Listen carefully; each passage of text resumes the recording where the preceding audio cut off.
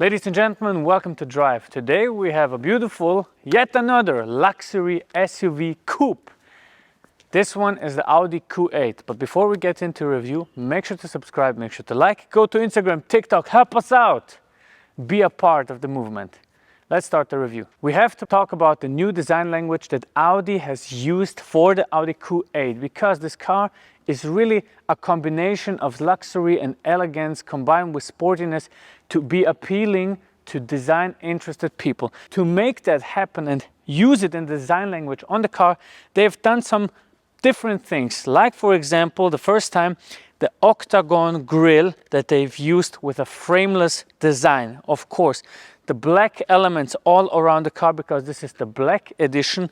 For example, the Audi emblem in a black, those openings very nicely made. Then, of course, at the side, everybody's using fake vents now to make it a little bit more sporty. I get it. It's not the best thing, but it is necessary today. Of course, at the front, looks very interesting, very appealing. Then you have those bad looking matrix LED lights, also in a very interesting angled design, really sharp, deep cuts like here coming to the side. It looks very beautiful. Then we have to talk about something on the side, and it's the wheel housing with very strong contours as a reminiscence for the Audi Quattro, which I think is very interesting and appealing also. This part here with those steep declines looks very nice. Something very interesting, the frame itself is the base of the Euros, of the Cayenne Coupe and the Audi Q8. So we have a very low declining roof line, very small decline from there, so you don't have any problems with practicality when sitting inside the car. 21-inch wheels, and coming to the back, still with a decline here on the roof part, making it in a coupe-like form. And of course, the light design of Audi, as always, something very special. Big line from one part of the car to the other part, combining the whole taillights together. So this looks very nice. Let me show you something practical, and let's talk about the boot space. So for that, of course, click the button and open the boot. So in an upright position, the car has 605 liters of boot capacity. To put the seats down, you have to do something very unpractical. If you're standing behind the car, you have to come to the side on both sides and then pull on this little handle to be able to put the seats down. Now you have a boot capacity of 1,755 liters, which is actually higher than in an X6, for example. Let me open the bonnet to show you the engine. And this is something very fun, because this is actually the first diesel that we have on our channel. It's an Audi. All right. So since the car is the Q850 TDI, it's a diesel engine, 3-liter. You cannot see anything because of that big cover here, but it's a 3-liter engine, turbocharged, produces 286 horsepower and 600 Newton meters of torque, accelerates the car from 0 to 100 in 6.1 seconds, and tops out at 241 kph. So since this is a mild hybrid, it has a 48-volt battery system that is helping the car when being in sailing mode from 60 kilometers to 160 kph. So that is very good. Saves in real life terms about 0.7 liters to 100 kilometers of fuel. So the car uses 7.3 to 7.8 liters of diesel to 100 kilometers, which is a good number, but we're going to find that out for real.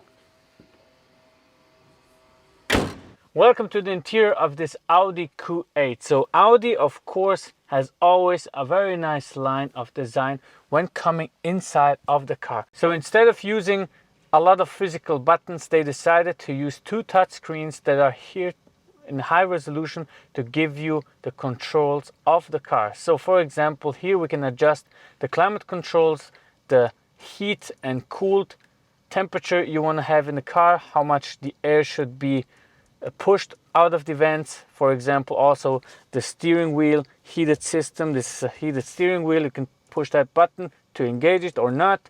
And heated seats for winter, of course.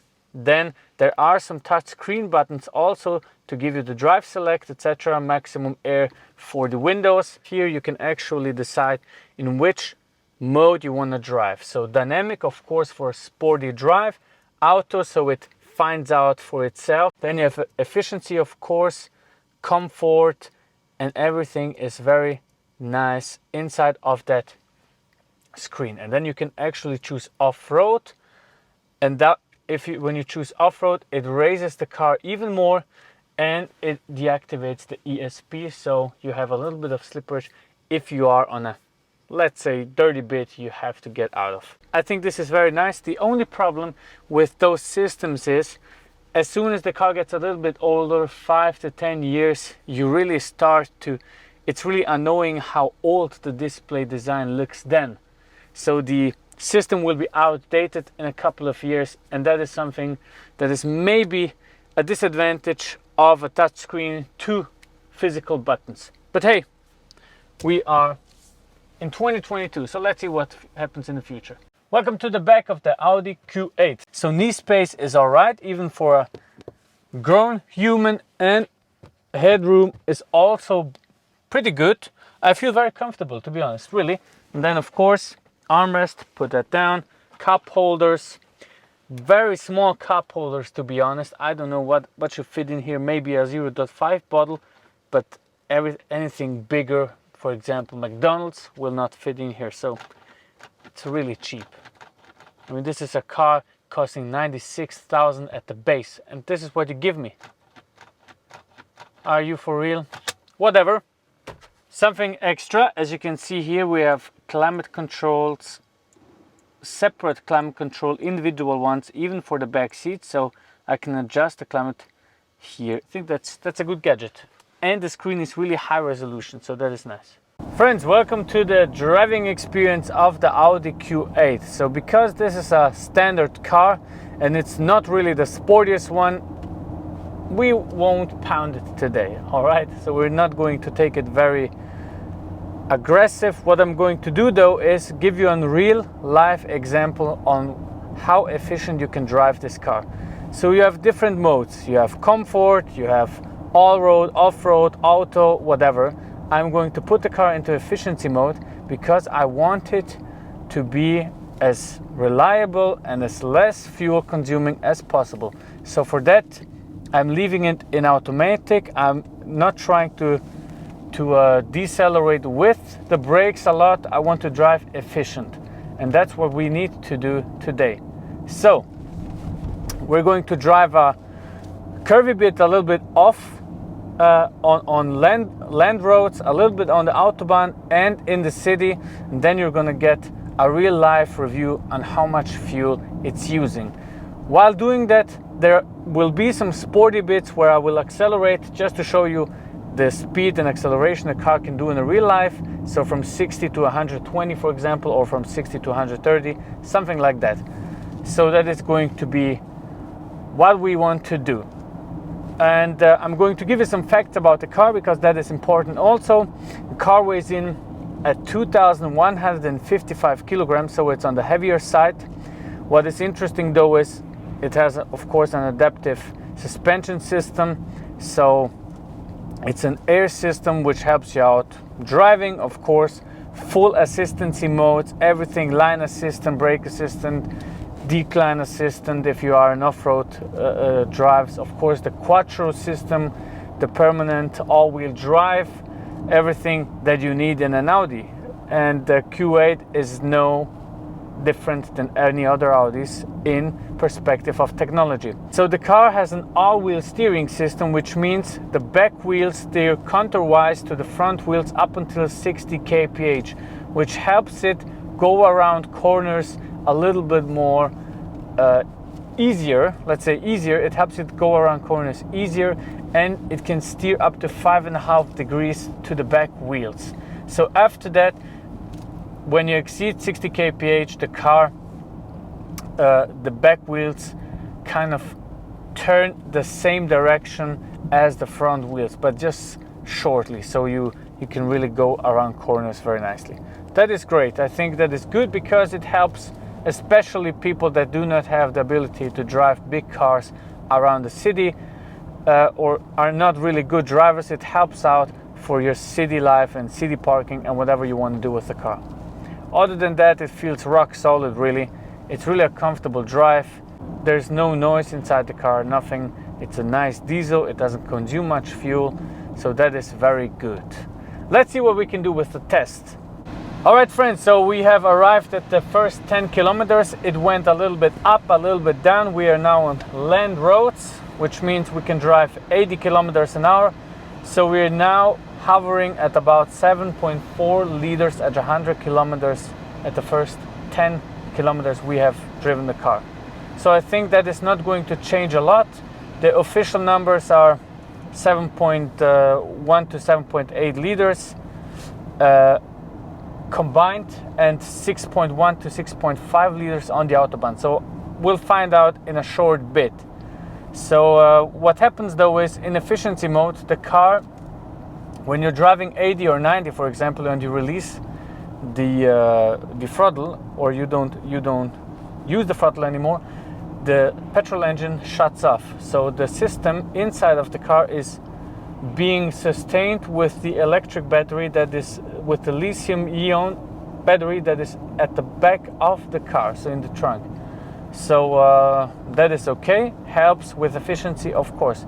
This is called sailing mode, so you're just hovering around. The car is using the weight and the rotation of the wheels to bring you forwards, which is very good. So first gear, let's go. 60, 100, 120, and 140. Solid, solid. 286 horsepower. You cannot expect it to really pull hard, but this was solid. Now let's go into normal mode, for example, comfort, and just hover at around 80 kilometers an hour, and then we have to pretend we need to overtake somebody. How fast will that take us to get to 130, for example? All right, 80, hovering, hovering, hovering. Oh, and GLE coupe is in front of us. We need to overtake. Step on the throttle. 100, 120, and 140. That's okay. It's okay. It's not the fastest car, right? So you have to really accelerate previously so you can really use the momentum to overtake.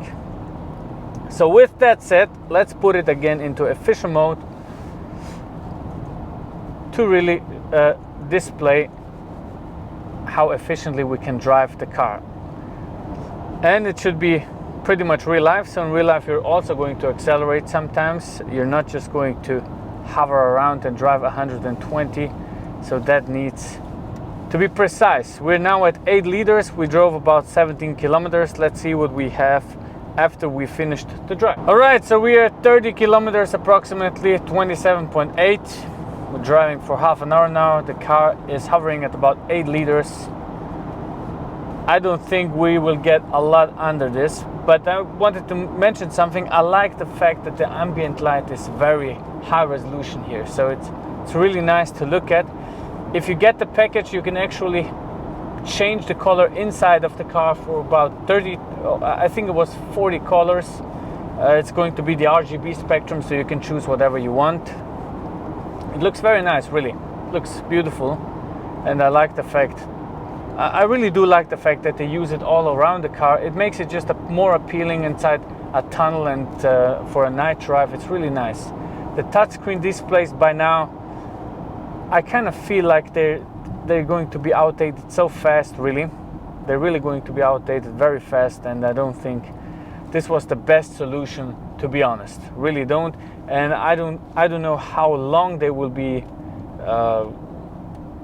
present and able to be used up until they get dead spots or dead pixels. So let's see what time brings. I'm very skeptical about all the new cars with all the technology, advanced technologies used and assistances and all of that. I'm not really sure how good it really is, but time will tell. Time will tell. So we arrived at 30 kilometers now. We drove on the Autobahn. We drove a little bit off on a land roads, and we are now at 7.7 liters with 67 kph of speed per hour. So I think that is rock solid. 7.7, slightly over that what they said, but that is just in real life. You're always going to be over the numbers they tell you to be. So yeah, I mean, it's a good car to drive, of course. It is a business car, really. I don't see it going off-road on very high or difficult terrain. I see it more as a daily driver for your family. Maybe if you go somewhere in a village or something, then it's going to be okay. Italian village, for example. But other than that, I really don't see it being an off-road car. So I think you got the message. This was a little bit of a different review today. No sporty drive, no accelerations, crazy sounds, pops and bangs. We're driving a diesel, man. Appreciate it, because as it looks, we're not going to be able to drive diesels for a lot longer. Thank you for watching. Thanks to Remo Auto for lending us the car again, really. And check their page down below. See you on the next one. Bye.